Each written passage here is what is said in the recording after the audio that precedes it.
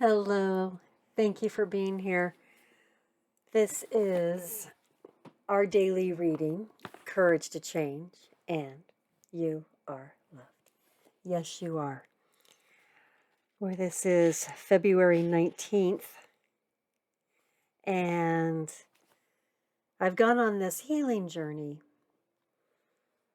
after the loss of a family member due to addiction, and it is my way of doing something was wanting to help others and realizing I need to help myself first. That is part of the practice. Wishing I could have done more for my family member. That sounds familiar, I'm sure, to a lot of you. And it was a little book that was sitting on a shelf that said, "Read me." I said, yes. These are our daily readings. And as I go on my healing journey, my hope is I'm helping somebody else out there on their healing journey. Thank you for being here. And remember, you are loved. Yes, you are. February 19th. When I wrote my fourth step inventory, I carried a notebook around with me day and night. I didn't want to leave anything out. I discovered my first defect: obsession. I was still writing 15 minutes before I shared my fifth step. As I took the step and read my words out loud, some of my patterns became clear for the first time. My behavior paralleled that of the alcoholic. The only difference was that I did it sober. Insane, but sober. I saw how much I blamed other people for the events in my life, how I took everything personally, and how my reactions to the alcoholic were based on my fears. I expected to feel differently the next day, but nothing much happened except that I felt very tired and a little fragile. But change had begun. As time went by, when I found myself in a situation similar to those I had described in my fourth step, I noticed that my reactions were less extreme.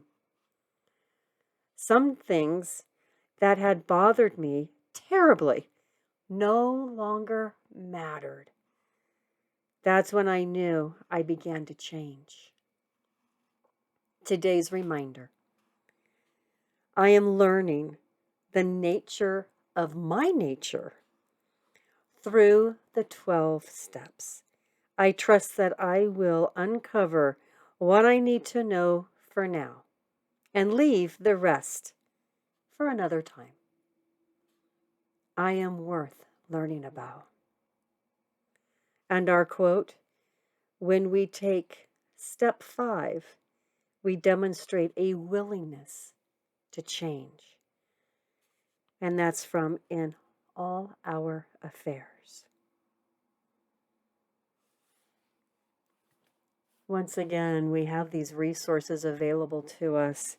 And when we are able to reflect and write things down, and as it mentioned here, we could see a pattern. We could see a pattern that we created. And I love where it says, yes, it was a pattern. It was similar to the alcoholic. And guess what? The only difference was that we were sober doing it. You know, it was reminding us that sometimes we get in this mindset of blaming others for events, blaming others for the way our life turned out. And, you know, it's that adage of, so you're pointing fingers? Maybe you're pointing one finger at somebody, and how many are pointing back at you? One of the things that I started to practice is Judging others. Yes. And if I'm judging somebody else, maybe it's something that I need to work on myself. If I'm upset about something, what am I really upset about? I'm probably really upset about myself. When we start doing this practice on a regular basis, it changes who we are. We're able to change those bad habits.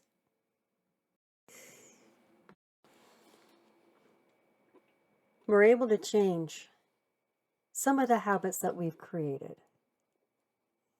I want to challenge you. I want to give you a little challenge. I want you to, moving forward, if you tend to judge somebody, ask yourself, if I'm judging them on something, is this something I need to work for myself? I want to challenge you.